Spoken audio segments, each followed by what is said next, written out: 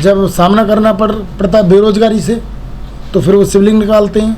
जब उन्हें सामना करना पड़ता है बढ़े हुए पेट्रोल, सीएनजी और एलपीजी में लगते हुए आग, जो भाव में जो रेट जो उनका ऊपर जा रहा है, तो मुकाबला नहीं कर सकते वो जनता के सवालों का, तो वो नए सवाल खड़े कर रहे हैं।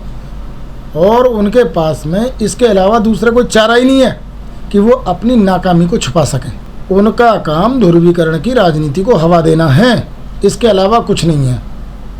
एक लाइन की बात है, बहुजन समाज पार्टी की नेता बहन मायावती जी ने आज भी खुल करके ये बोला है कि भाई जो चीज़ें हो रही हैं वो गलत हो रही हैं। तो ये बोलने के लिए जिगरा चाहिए, हिम्मत चाहिए।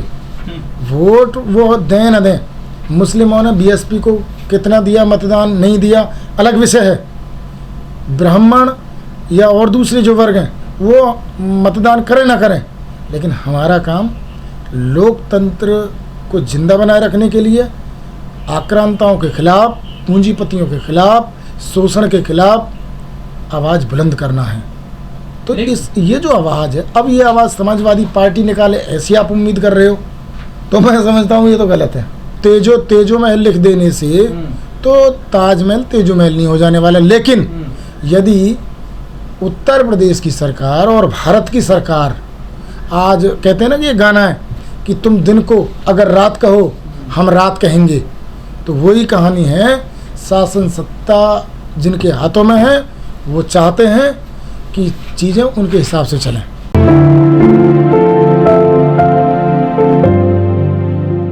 अगर भारत में कहीं भी खुदाई होती है तो एक ही चीज़ निकलती है, वो निकलती हैं बुद्ध की मूर्तियाँ, और यही भारत का इतिहास है।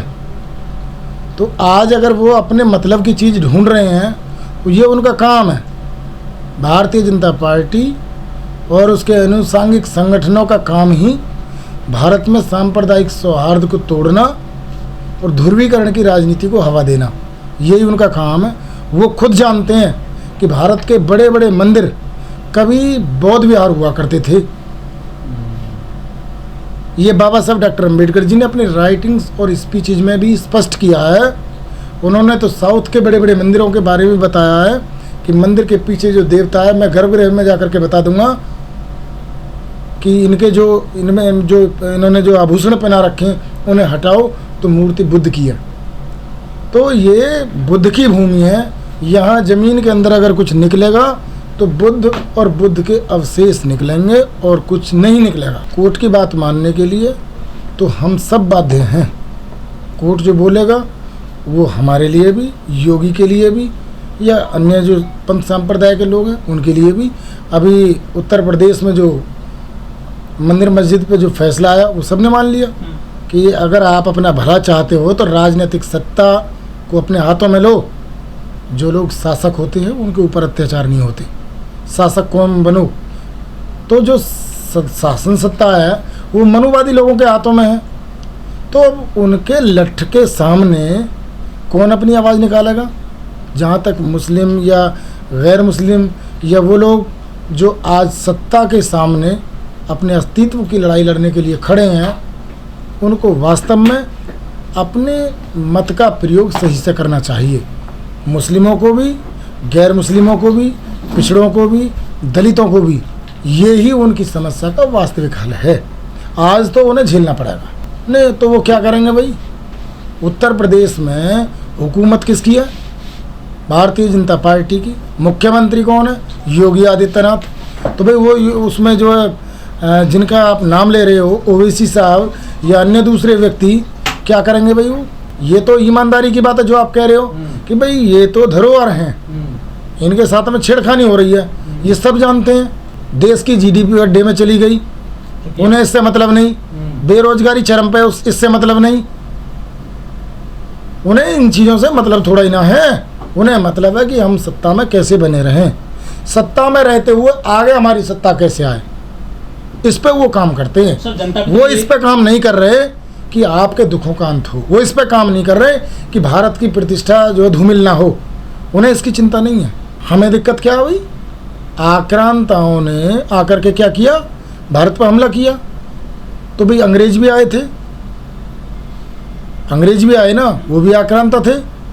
मुगल, अंग्रेज डच, फ्रेंच, इनके अलावा न जाना कितनी नस्लें भारत में आई हैं। भारत की जो कल्चर है वो डाइवर्स कल्चर है।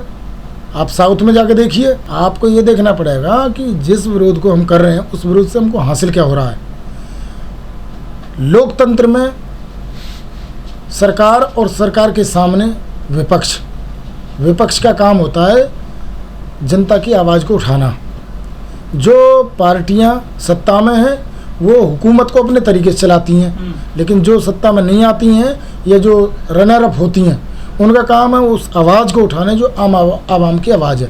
जब दोनों ही दलों से ये काम नहीं हो पाता, यानी कि सत्ता तो आक्रांताओं के तरह काम कर रही हो, लोगों को गरीबी में, अशिक्षा में धकेल रही हो, उनके लिए बुनियादी ज़रूरतों को पूरा करने के लिए कदम न उठा रही हो, सत्ता अपनी ताकत का इस्तेमाल पूंजीपतियों के इशारे पर कर रही हो, तो ऐसे में विपक्ष को जिम्मेदारी लेनी होती है जो मुख्य विपक्षी दल होते हैं।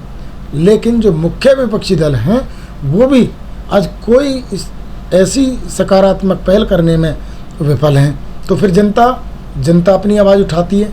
तो आज जो जनता की आवाज़ है वो इसलिए भी टूटी हुई है कि वास्तव में जब चुनावों का दौर आता है तो उत्तर प्रदेश समेत देश के अन्य राज्यों की जनता भावनात्मक फैसले लेती है। जो वास्तव में अच्छा फैसला लेना चाहिए वो फैसले नहीं ले पा रही है। भाई प्रमोद कृष्णम कोई अलग है, वो उनमें से ना है। लेकिन है तो विपक्ष में। नहीं, कौन से विपक्ष में? कांग्रेस का आदमी है। नहीं, कांग्रेस का आदमी है। कांग्रेस और भाजपा अलग है, हम तो नहीं मानते इनको अलग। ये तो एक ही सिक्के के दो पहलू हैं। तो यूपी में सपा भी तो विरोध नहीं कर रही पे। नहीं, हम ये कह रहे हैं कांग्रेस और बीजेपी दोनों के दोनों आरएसएस से निकल करके आ रहे हैं, वहीं से एनर्जी ले रहे हैं। एक बार आप, एक बार आप, एक बार हम, ये हो रहा है। और लोकतंत्र को जिंदा रखने के लिए अम्बेडकराइट विचारधारा वाली पार्टियों का सत्ता में आना बहुत ज़रूरी है। अब जहाँ तक समाजवादी पार्टी का सवाल है तो वो विचारधारा विहीन पार्टी है, उन्हें यही नहीं पता कि हमने करना क्या है। तो समाजवादी पार्टी को मुस्लिमों ने जो मत दिया ये अलग बात है, परंतु ये अपेक्षा कर लेना कि समाजवादी पार्टी हमारे लिए काम करेगी ये अलग बात है। दोनों अलग बात है। वो काम कर रही है नहीं कर रही है हम इस पर बहस में नहीं जाएंगे। समाजवादी पार्टी हो या कोई और पार्टी हो, सच्चाई के साथ खड़े होना चाहिए। हिंदुओं के समर्थक हैं ये बीजेपी वाले, देश में ये कहते हैं कि भाई हम पूरा देश हिंदुओं का देश है और गैस का सिलेंडर तो सभी 1000 का ही खरीद रहे हैं। तो कौन से हिंदू का फ़ायदा कर रहे हैं भाई वो लोग? ऐसी उसने टोपी पहन ली तो मुल्ला हो गया। बाबा साहब डॉक्टर अम्बेडकर के चित्र पर फूल चढ़ा देने से कोई अम्बेडकरवादी हो जाएगा? बुद्ध पूर्णिमा में गई है कल परसों, तमाम ऐरे गहरे नत्थु खेरों ने उनके चित्र पर फूल चढ़ाए, तो इससे क्या उनकी विचारधारा बदल गई? जो दिन में हत्या कर रहे हैं उस शाम को बुद्ध की मूर्ति पर फूल चढ़ा रहे हैं। ये नाटक तो बहुत लंबे समय से हुआ। ये गांधी ने भी नाटक किया। बाबा साहब डॉक्टर अम्बेडकर गांधी को सबसे बड़ा नाटकबाज कहते थे। मान्यवर साहब कांसीराम जी भी बताते कि भाई ये तो महात्मा आए और धूल उड़ा करके चले गए, परंतु भारत की फिजा में कोई बदलाव नहीं आया। ऐसी नाटक नौटंकी सदियों से होती रही है, होती रहेंगी। आमूल चूल बदलाव करने के लिए विचारधारा का स्पष्ट होना जरूरी है।